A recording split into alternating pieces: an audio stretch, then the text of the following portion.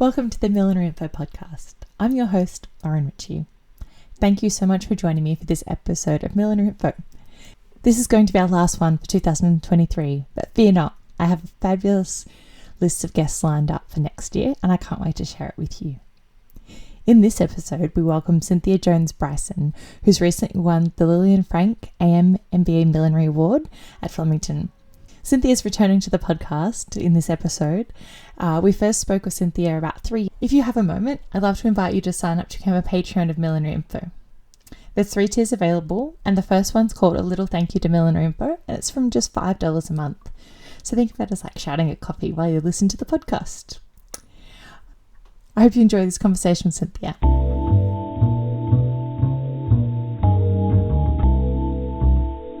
Thank you so much, Cynthia, for joining me today on the podcast. It's wonderful to have you back. We had the great honor of chatting, I think I went back 2019, it might have been. But we are so excited to have you back, and congratulations, because this year you won the Lillian Frank Millinery Award again. Thanks, Lauren. Would you share with us a little bit about this hat? How did it come about? What was the inspiration? All the good stuff. Well, I guess I found this material in an op shop, and it lent itself to being like undulating, and I listen to music in my studio all the time, and I'm a bit of a Michael Bublé tragic, and that song Sway, don't you love? No, I love this. I love where it's going. I just thought, sway with me, excuse my singing, and it just sort of got me in the mood, and I just, did up a prototype and that, and then deciding on the colours, like that's obviously just through what was trending and researching through, Mr. Dr. Google and all that sort of stuff. So I decided on fuchsia and chartreuse, and basically it just sort of morphed from there. It was a bit organic, really, how it all sort of, I did up designs and sketches and changed that a few times, as we do. And, I was quite happy with the result. As you should be. It was stunning. And the material, when you found it, have you share with us as much as little as you like, but was it the colours, or have you changed the colour of what it was? I changed the colour because it wasn't the right pink, but it was pink, a pinky colour. Yeah. Yes. It was they called it recycled plastic. It's similar to crin, but it's not crin. I'm developing it a bit more, and once I develop it and get it where I want it, because I've worked really hard on this, so I don't want to yet, but I definitely will, to all you Millinery Australia girls down the track. The beautiful, you had a floral trim on it with the lovely lime green. Yeah, well, I wanted accents. I think part of their design process too, and to sort of feel the breeze, I wanted to blend the two, like contemporary and traditional. And so traditional silk flower making was the process that I used for that one, and that fabric I dyed as well. I just bought plain white silk chiffon and dyed it chartreuse, and that was the process of just making the flowers.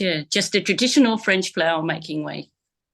And putting together the lead up to the award itself was presented on Cup Day, but you'd put together the digital entry and then arranged a model for the day. Yes. What was that like for you? Has that someone you'd worked with before, or it's a big process because you're not based in Melbourne where the competition's hosted? Well, luckily I've got my son who's an actor and heavily into the film industry that lives with me, who can condense 5 hours of filming into 2 minutes. What a talent. I picked the music though. It says I've got to have that song Sway. So that was a bonus. So and I think it is important that for this award, or to be serious about it, you really have to have a good product, a good film, if you can. get the best you can at the time. Yeah. And the model I did use her, that's the same model I used before. And because I knew her measurements, I knew she was nice and beautiful, and she was so lovely to work with. And yeah, we chatted all day and we talk about anything and everything. A lot of feminism talks, you know. So yeah, so I wanted to use her again, basically for that reason too. So yeah. Fantastic. And the outfit that you put together to go with the hat, where did that come from? Did you make it? Did you find it? Because they blended together so beautifully. Made it. The skirt is, here we go, giving one, is also cotton fabric that I dyed chartreuse. Oh, yes. So, well, there's no way I was going to find a matching colour. So and it turned out slightly different to the silk just because they're different compositions. Different fibres, yes. So, but it turned out fabulous, and it's just a full circle skirt. Yeah, with a little bustier and a shawl. You say that like it's such a simple project, but it looks stunning, and the skill to get those two to blend so perfectly and match is a talent. Yeah, I think I have experimented a lot with dyes and getting the right colour. This sounds a bit, I don't know, wanky or myself or something, but when I made hats for Quentin Bryce all those years ago, and I get fabric swatches, and I had to match her hat like every single time. I don't know how I did it, but I fluked getting the colour right. And to this day, I don't know how I did it. Like mix this, boom. Yeah. Bit of a lucky magic potion. Yeah. Maybe I've just blown my luck by telling you. I don't know. No, we'll knock on wood, keep your colour dyeing luck. And you have won this competition twice before with equally stunning hats. How was the experience a third time? It was quite surreal actually at the time, and then on reflection sort of a week or so later, and I thought it's actually a bit validating. Do you know what I mean? It's like I've put so much hard work into developing my skills and techniques and all that, and I feel a bit chuffed that it sort of paid off. Like someone did recognise that I'd actually put a lot of time and effort and into that whole process. So I felt very validated in that, oh, well, I must be doing something right. You're making beautiful designs from innovative fabrics. So I think that's what comes through in when they shared about the piece as well. One of the things that they, you see the write-up about the piece is you also innovated the material and presented it in a different way. Yeah. Thank you. And part of the winning experience was to get to attend the NGV annual gala. Oh, yes. You give us a little sneak peek. How was that experience? National Secrets Act. No, I haven't. It's no. You heard it here first, Millinery.Info. No. It was so fun, It was a bit Met Gala-ish, like such wonderful fashion and such way out people, and it was just a blast. It was absolutely unbelievable. I've never experienced anything like it in my life. It was it's thrilling, absolutely. But it did take me 12 hours to get from Canberra to Melbourne. Oh, it shouldn't take that long. Thank you, Virgin Air. And that is not a plug for Virgin Airways. So it was quite the journey to get there, but once you landed in Melbourne. It was really good to have Kath there because she was very calm. Now, calm down, it's all right. Because I was a hysterical mess because I didn't think I was going to make it in time. Oh, you flew on the day of? Yeah. I had the first flight out at 6:45 in the morning to be there by 8. I got there at 6:15. Understand the panic. Yeah, but anyway, it's all good. So, yeah, we had an absolute brilliant time. Yeah. And you wore the piece and the outfit yourself. Yeah. Well, I wasn't sure what to wear. And I rang up and I said, what am I supposed to wear? And they said, oh, the winning headpiece would be good. And I thought, oh my God, I'm going to have to wear that outfit because I haven't got nothing else to go with it. So I did let the skirt out, okay? Only a smidge though. Yeah. It looked fantastic, and you had Catherine Kelly, who's from Hatters, with you as well. What a great experience to have together. Yeah. Kath's been very supportive, and because I do a bit of teaching up there in Sydney as well, and we become good buddies. So yeah, and she was very calming and she got it, like she got the whole experience. Yeah, so that was fun. And they have the dinner and then the party. Did you get to experience the inside, and did you see art? What Oh, what did you get to do? well, it was on 3 levels, so you could wander around, with your massive goblet of moe, around the exhibition, and there was people with trays coming from all directions to make sure you never run out, which was lucky. Yeah, just meeting up with wonderful people, stopping and having chats to people that look fabulous, and then the wonderful Richard Nylon was there and looking splendorous, and yeah, it was just magic. Fantastic. What an experience. Yeah, it truly was. I'll never forget. And I saw a little publication called Vogue magazine had a feature Yes. of Yeah. you. Yeah. Well, that was part of the prize, that they do a write up. So yeah, that was a geez. You got to work hard to get that, I tell you. And they had a photo of you on the red carpet with your winning hat. How exciting. Yeah, that was great. What a hoot. And so what's next for the piece? The piece goes off to Melbourne soon. Actually, I've got to send it probably next week. Yeah, just received the money for it. Thank you very much. Coming in for Christmas. And so the gallery have acquired it for their collection, is that right? What happens is the VRC acquire it and donate it to the gallery. They paid $5,000, which was great. If I could sell all my hats for $5,000, I'd slow down. Yeah. A very good sum, and also it will live in history at the National Gallery of Victoria Archives. Yes, that's right. So yeah, that's fabulous, isn't it? Yeah, that is so fabulous. Yeah, I can't wait for everyone to get there. Yeah, that'd be great, wouldn't it? That would be so good. And you mentioned the Kath coming with you, which is wonderful, and doing some teaching at Hatters. What skills have you been sharing? I've been doing mainly featherwork the last few years, but this year I'm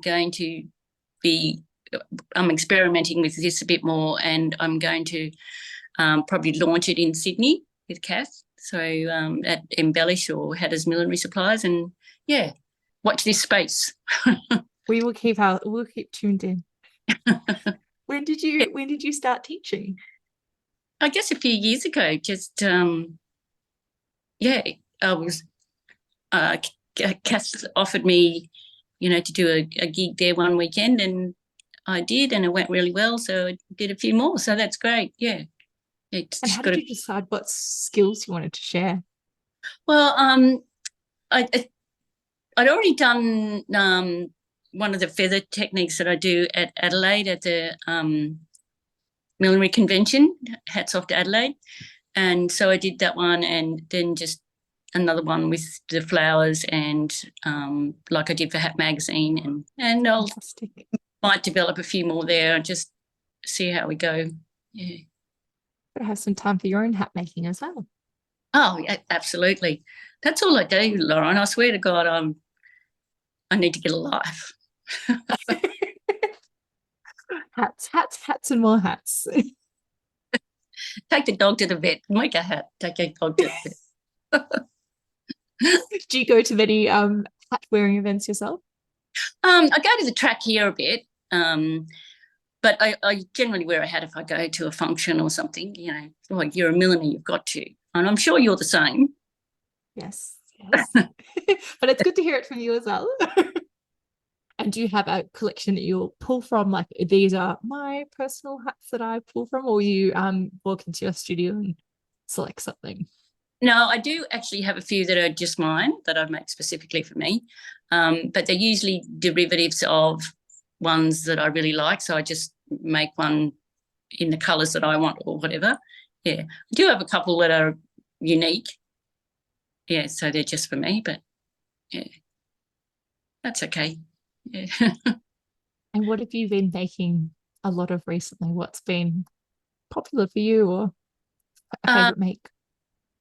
I've actually been making lots of flowers and that lately, like just experiment. I can't really, I'll have to send you pictures, but making cabochon roses and just feather buds, and it's playing with those and seeing how they can fit on a different fabric, or trying to just marry it up with something that's a bit different. Yeah. When you're exploring there, how's that process work? Are you a sketcher, or are you a see how it turns out gal? A bit of both, actually. Like, I'll sketch it and then I think, oh God, you can't draw, just make it, you know.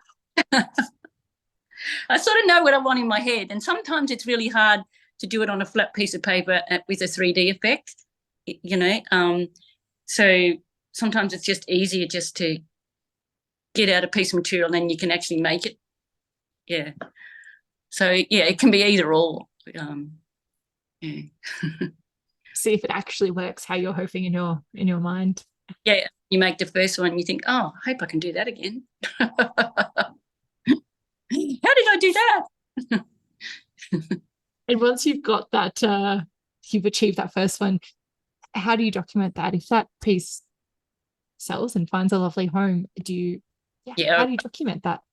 Well, I've made the mistake a few times of not, so trying to recreate something when you haven't. But now I actually keep a record of the dimensions and the circumference, diameter, and the length of the fabric, or what colour dye I used, if I used a dye. And I'm much better at that now. But you've seen my studio; it's a complete mess. It's not too much of a mess, I'd say. I think you're pretty organised. You're too kind. But you also do have sorry if we mentioned this in the last one, but you have a workspace and then a showroom that sits separately, both within your home space. But you do have the two separate areas. Yes. Yeah, I'm very fortunate in that regard. Yeah. So the studio space can be a working creative space, and then the showroom area is a bit more, be a little cleaner. That's right. Yes. And what have you been making for next? What's the next kind of projects happening for you? Well, I've got a couple of orders for the Kentucky Derby, and so I've sort of got a few ideas there. And I found this fabric, and it's all egrets. Do you know how expensive egrets are? And I found this in my stash. That's about 15 years. And I'll send you a picture of this too. And I thought, yes. And just rather than make it like a bit attached to a hat, I thought I'll just put it all in one thing. Used a lot completely. Yeah.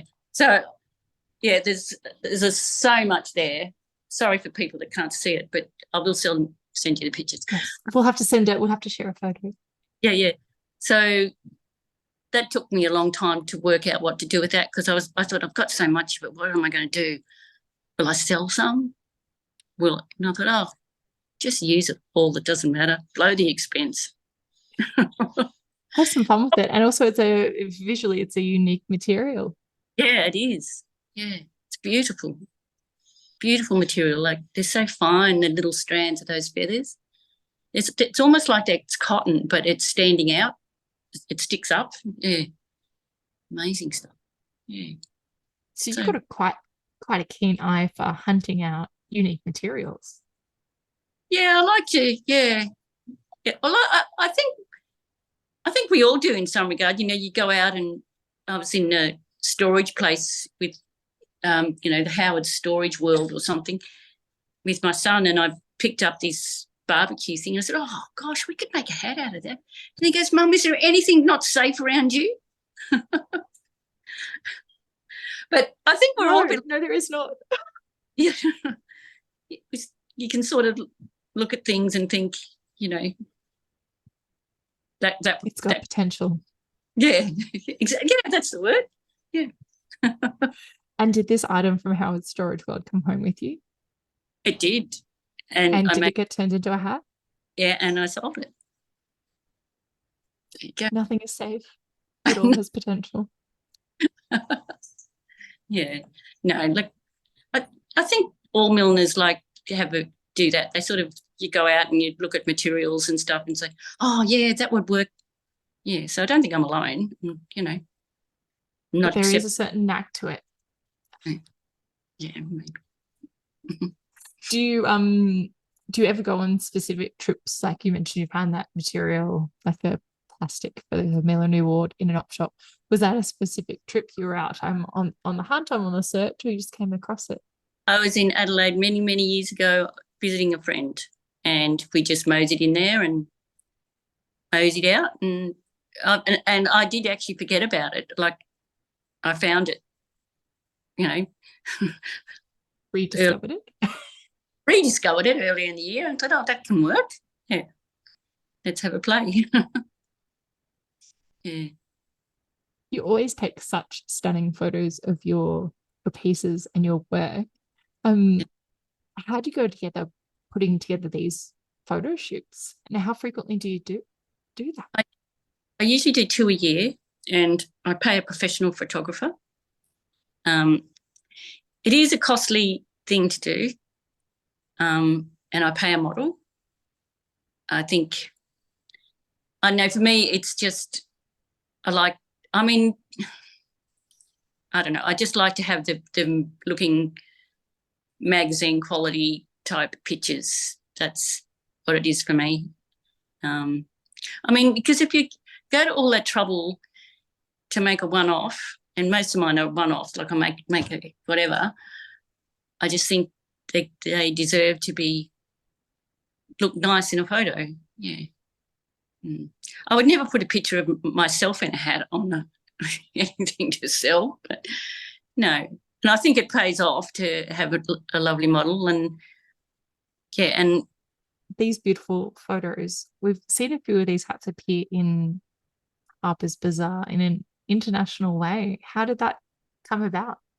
That was purely by fluke. They found some of my images on Instagram, and Harper's Bazaar China contacted me and said, can we borrow some hats for a photo shoot? And I thought, yeah, right, this isn't right. And and I said, "You sure if you get what's the FedEx or whatever to come pick them up and return them, no problem." And they did. Like, because it cost quite a bit of money to send them. Like, it was like $700 to send them, and they were back within 3 days. It's incredible. Also, whatever, I remember one time I had to send them to a hotel because that's where the photo shoot was being done in Beijing, and then next day they're back. It's like, so. And they were used, and used. They appeared in some beautiful imagery that got published in the magazine. Yeah, I've had 3 lots in Harper's Bazaar China. So, yeah, and a lot of the stuff that my photographer does for my photo shoot, he does his own private photo shoots too, with a model dressed in various clothes from various fashion designers, and he sends those shoots off to magazines, and they get picked up that way. So, yeah, that's how they appear in other magazines. Yeah, it's a great partnership. Yeah, it is. But see, that's where getting proper photos done in the first place led to that. I mean, I didn't get any, they didn't buy any, but it got promoted in an international magazine and, led to a few sales down the track. So, yeah. Fantastic.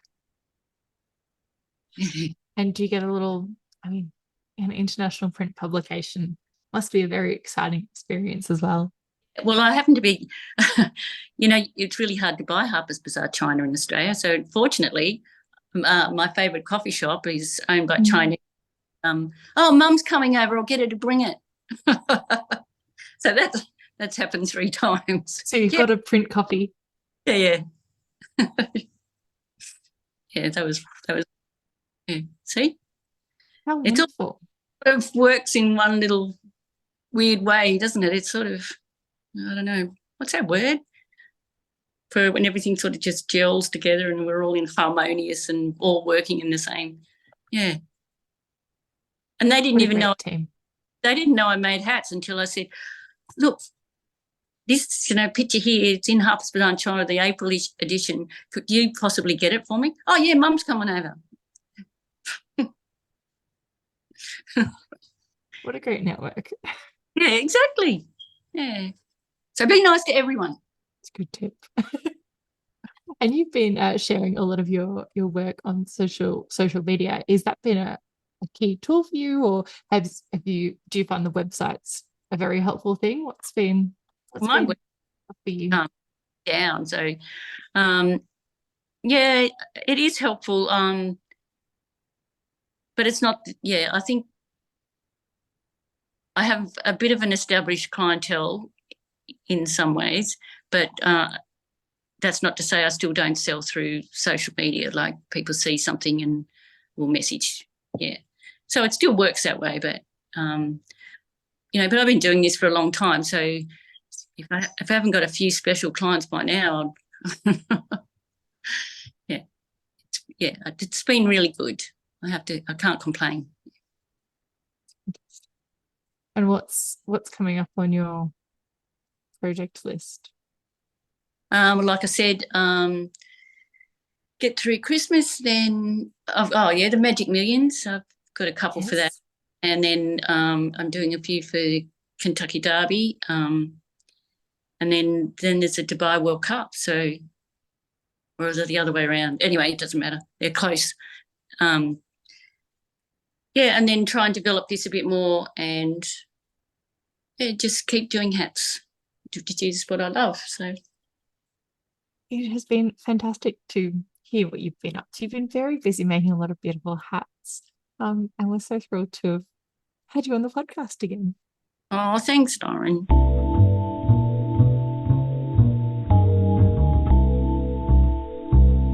Thank you for joining me for this episode of Millinery.Info with Cynthia. It was wonderful to hear what she's been up to. I'd like to thank our wonderful podcast sponsors for their support of this episode and the series throughout 2023.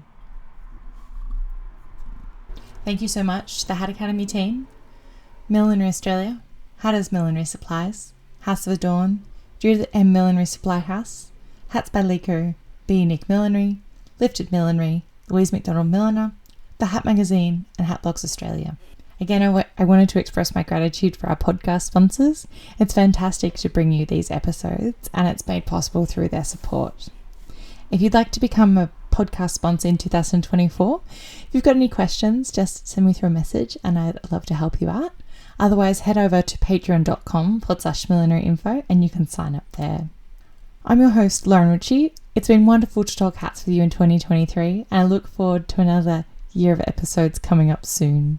Best wishes for a safe and happy festive period with you and your family.